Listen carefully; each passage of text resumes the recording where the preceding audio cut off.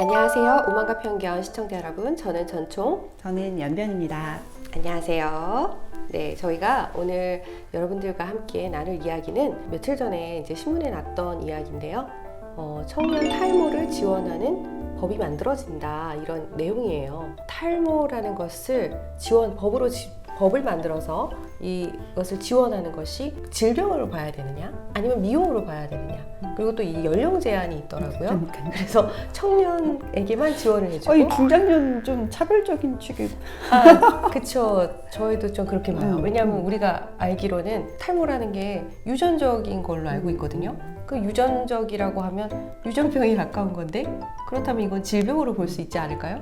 사회적 질병으로 생긴 스트레스 때문에 생기는 경우도 네, 있긴 그런 하니까. 경우도 있지만 유전적인 어떤 탈모도 분명히 있는 사실 거니까요. 질병의 정의를 찾아보면은 어떤 생리적인 기능이 유전적이거나 신체적이거나 사회적인 영향에 의해서 기능이 약화되거나 소진되는 것을 의미한다고 정의하는 대략의 정의가 이런 식으로 되어 있어서 그렇게 보면 질병으로 볼 수도 있죠. 네, 그런 사회적인 영향으로 신체적인 기능이 좋아지는 거죠. 이제 어쨌든 그것도 뭐 사고에 의한 스트레스나 이런 것에 의한 후발적인 질병으로도 볼 수 있는 거고요. 또 타고 태어난 선천적인 질병, 유전적인 질병으로도 볼 수 있는 건데, 또 이것을 젊은 세대에만 적용을 해줄 것이냐, 그치. 이런 문제도 결국은 차별의 문제를 야기시킬 수 있지 않을까. 그래서 우리가 이 문제를 어떻게 봐야 될까 고민하면서 우리 연변과 함께 즐겁게 이야기를 나눠보고자 오늘 이 주제를 가지고 왔어요. 저는 또 보험 사건을 하다 보면은 의사들이 질병 코드를 부여해줘야 돼요. 아, 진단서에 그렇죠. 우리 보험 접수해보신 분들은 아실지 모르겠는데 질병만 옆에 보시면은 이렇게 영어로 써 있어요. A, 뭐 B, 뭐 C, 뭐 이게 이제 보험사 약관이나 세계적인 기준에 따라서 이 질병 코드가 부여되어 있거든요. 그게 어떤 몇 번이냐에 따라서 질병이냐 아니면 사고냐 이렇게 분류가 달라져요.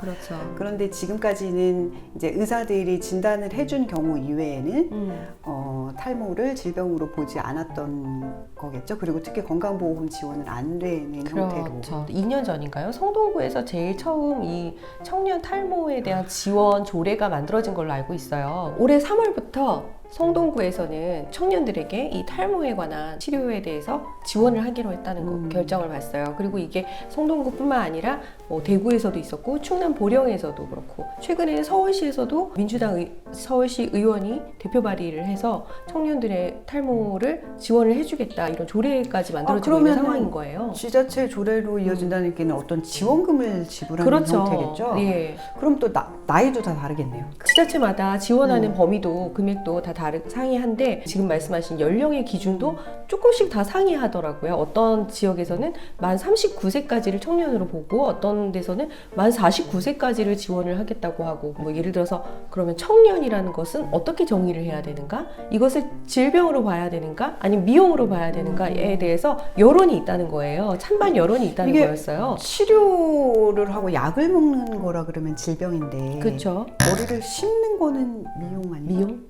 그러니까 이제 그게 어디까지, 왜냐하면 어떻게, 성형도 예를 들어 이제 화상을 입잖아요.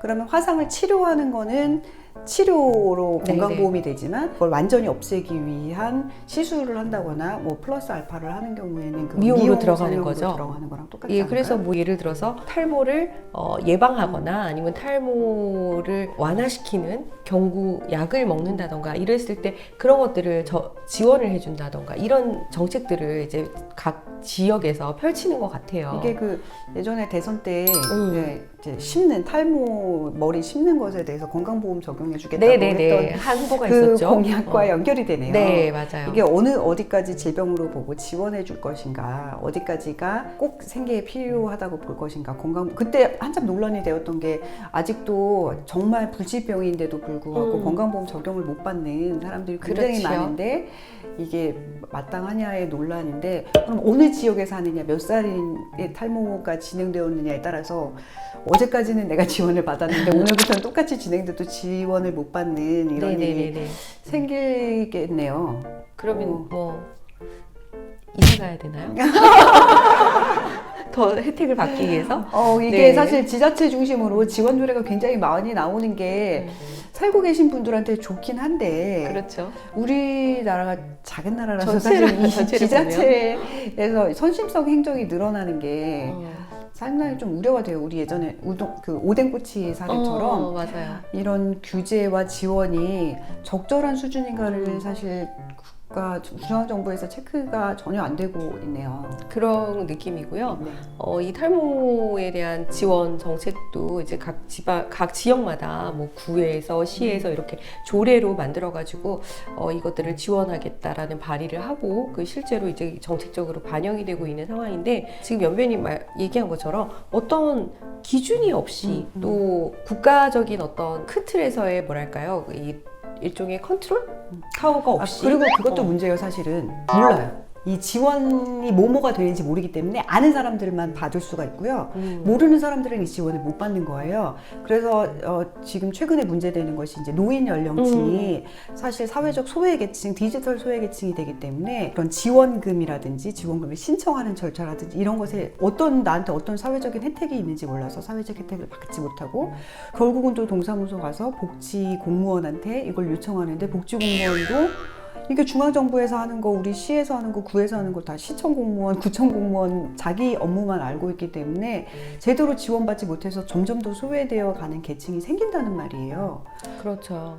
다 선심성 행정이 아닐 수는 있지만 우리가 받는 것에만 익숙해져서 아싸 이렇게 생각한 일은 아니구나. 아니 그리고 제가 진짜 우리 연변하고 얘기하고 싶었던 거는 이제 평등에 대한 문제였어요. 사실은 이제 예를 들면 최근에 많은 뉴스들이 평등에 대한 이슈들이 굉장히 많은 것 같아요. 제가 최근에 본 뉴스 중에 하나는 어떤 식당에서 남성들에게만 밥을 더 준다. 이래서 여성 고객이 굉장히 거기에 이건 남녀 차별이다, 시대착오적이다. 이래서 그 식당 주인에게 항의를 하고 그게 이제 뉴스화된 걸 봤거든요. 미국에서 이제 PC주의 얘기가 안 나올 수 없는데 가장 힘들어하는 사람들이 기독교 백인 중장년 남성이라는 그렇죠. 거잖아요. 회사원. 남성들, 화이트 칼라이고 이런 사람들이 이 모든 PC주의와 차별에 대한 뭐 대응으로 나오는 모든 지원에서 소외되는 계층이고 가장 소외되는 거죠. 그리고 우리는 가해자였기 때문에 아무 말도 못하는. 근데 네. 지금 우리나라에서 그런 현상이 약간 일어나고 있는 거. 굉장히 만연해 있는 것 같아요. 생활 속에서 굉장히 만연해 있는 것 같아요. 그러니까 제가 이제 탈모 지원 이 기사를 보면서 느꼈던 게 뭐냐면 예를 들어서 내가 여성이기 때문에 나는 성차별에 항상 놓여 있어.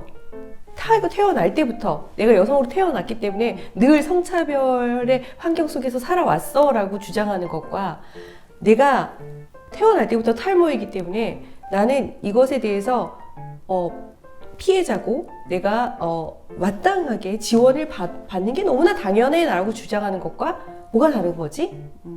그러니까 예를 들면 우리 시아버님 같은 경우는 굉장히 젊은 시절부터 선천적인 탈모가 있으셨는데 20대부터 그럼 20대에는 이제 탈모 지원 조례에 의해서 지원을 받다가 40살이 되면 갑자기 탈모가 안 되는 것도 아닌데 그렇죠. 탈모는 더 심해질 텐데 지원을 못 받는 이것은 차별이 아닌가? 이러면 계속해서 이제 약한 부분들을 우리가 지원을 해주고자 어떤 선별적인 복지를 이렇게 하는 것이 기준점이 없이 계속 가다 보니까 이게 또 다른 차별을 야기를 하고 결국은 또다시 평등의 문제를 만들어내는 얘기하지 않을 수 없는 이런 상황들이 계속 반복이 되는 것 같아요.